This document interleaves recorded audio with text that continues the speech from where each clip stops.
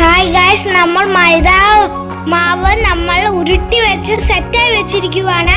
ഇനി നമ്മൾക്ക് പരത്തിയെടുത്ത് പൊറോട്ട ഉണ്ടാക്കാം ഗൈസ്.